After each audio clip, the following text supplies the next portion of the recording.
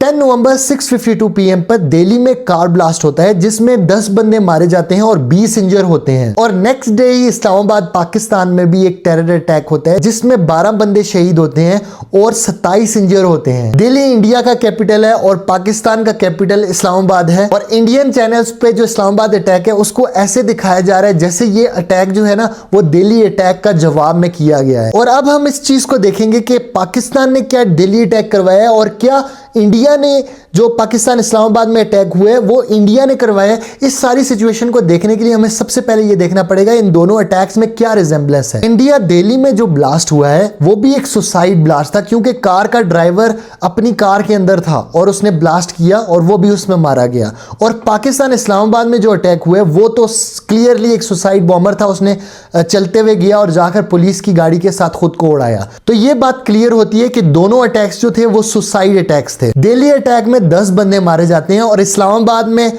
12 बंदे शहीद होते हैं और इंडिया में 20 इंजर होते हैं और पाकिस्तान में 27 बंदे इंजर होते हैं। तो आप इसकी रिजेंबलेंस को देख सकते हैं। अच्छा, पहला अटैक हुआ था दिल्ली के अंदर और दूसरा अटैक पाकिस्तान में हुआ और पाकिस्तान वाला अटैक को इतना ही रखा गया कि इसमें उतने ही बंदे जख्मी हो जितने के मतलब अप्रोक्सीमेटली सेम ही रखा गया। शहीद होने का भी सेम रेशो आ जाती है और बंदों के जख्मी होने की रेशो तकरीबन सेम है, एक जगह 20 एक जगह पे 27। तो इन सारी बातों को अगर देखा जाए तो जो पाकिस्तान इस्लामाबाद में अटैक हुआ वो क्लियरली इंडिया ने अपनी प्रॉक्सीज के थ्रू करवाया है। अब हम ये देखते हैं कि जो इंडिया में अटैक हुआ है दिल्ली पर उसमें पाकिस्तान इन्वॉल्व है या नहीं। अच्छा, एक चीज मैं आपको याद दिलाता हूं, जो प्रीवियस पाकिस्तान और इंडिया का कॉन्फ्लिक्ट हुआ था उसमें जितने भी कंट्रीज थे उन्होंने इंडिया को सपोर्ट नहीं किया था। उसकी सबसे बड़ी वजह यह थी कि हर कंट्री के पास अपनी इंटेलिजेंस सर्विसेज हैं और उन्होंने ब्रीफली अपनी कंट्रीज को यह गाइड कर दिया था कि पाकिस्तान 2018 के बाद इस तरह की किसी चीज में इन्वॉल्व नहीं है। और इसका तो सबूत भी है क्योंकि 2022 में ही पाकिस्तान को ग्रे लिस्ट से निकाल दिया गया था और 2018 के बाद पाकिस्तान ने वैसे भी कोई टेररिस्ट एक्टिविटीज या इनको सपोर्ट और प्रमोट वगैरह नहीं किया। तो ये बात उन कंट्रीज को भी पता थी, इसीलिए उन्होंने इंडिया को सपोर्ट नहीं किया क्योंकि पुलवामा में पाकिस्तान का किसी किस्म का भी हाथ नहीं था। तो ये बात आपको क्लियर होती है कि पाकिस्तान इस टाइम पे किसी भी टेररिज्म एक्टिविटी में इन्वॉल्व नहीं है। तो जो इंडिया दिल्ली में अटैक हुआ है उसमें पाकिस्तान इन्वॉल्व नहीं है, लेकिन जो पाकिस्तान इस्लामाबाद में अटैक हुआ है उसमें इंडिया इन्वॉल्व है अपनी प्रॉक्सीज के थ्रू। अच्छा, इंडिया ने पाकिस्तान से कुछ नहीं सीखा और सेम वही एक्टिविटीज अभी वो इंडिया में कर रहे हैं। जो आप देखिएगा कि कुछ अरसे के बाद आपको खुद ही पता चल जाएगा कि इंडिया में इस तरह की टेररिस्ट एक्टिविटीज डेली होना स्टार्ट हो जाएंगी। अच्छा, पाकिस्तान ने जो किया था ना, मतलब टेररिस्ट को सपोर्ट भी किया था और उनके साथ इन्वॉल्व भी रहे थे, वो रूस और अमेरिका को अफगानिस्तान से निकालने के लिए था क्योंकि अफगानिस्तान में रूस या अमेरिका का होना पाकिस्तान के लिए सेफ नहीं था, इसलिए पाकिस्तान को इन्वॉल्व होना पड़ रहा था। लेकिन इंडिया में ऐसा कुछ नहीं है, उनकी मजबूरी नहीं है, सिर्फ पाकिस्तान को डिस्टेबल करने के लिए वो टेररिस्ट के साथ मिल गए हैं। खुद सोचें कि तालिबान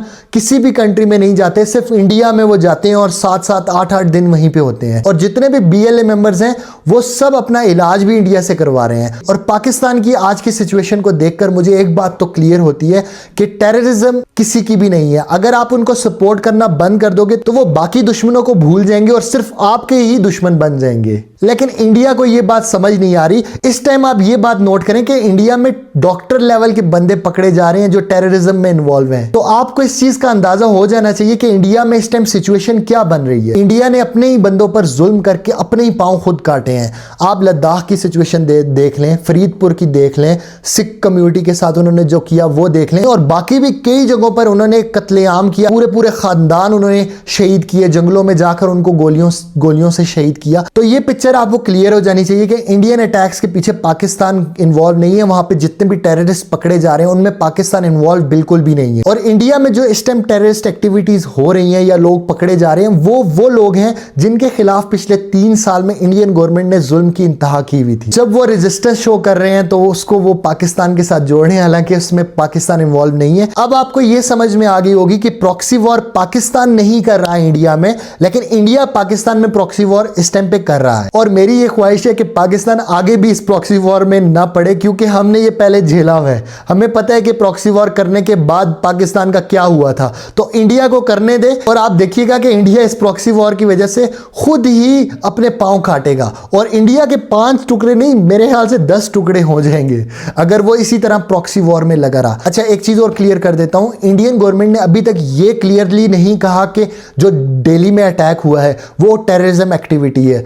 आप खुद सोचो कि 24 घंटे से ज्यादा टाइम हो चुका है और अभी तक उनके पास इतनी इंफॉर्मेशन नहीं है, सब कुछ है, लेकिन वो मीडिया के साथ ये चीज शेयर नहीं कर रहे, क्योंकि वो बाद में इसको क्या रंग दें ये तो बाद में ही पता चलेगा। और पाकिस्तान में अटैक हुआ विद इन 1 आवर या 2 आवर के अंदर ही आपको पूरा रिजल्ट आ गया था, ये बंदा है, इसने ऐसे सुसाइड अटैक किया, इतनी कैजुअलिटीज हो गई हैं, लेकिन इंडिया में ऐसा कुछ नहीं हुआ। और अब आगे देखते हैं कि वो इसको क्या रंग में ढालता है। उम्मीद करता हूं कि आपको हमारी वीडियो अच्छी लगी होगी, और अगर वीडियो अच्छी लगी है तो अपने दोस्तों के साथ शेयर भी कीजिएगा। अल्लाह हाफिज।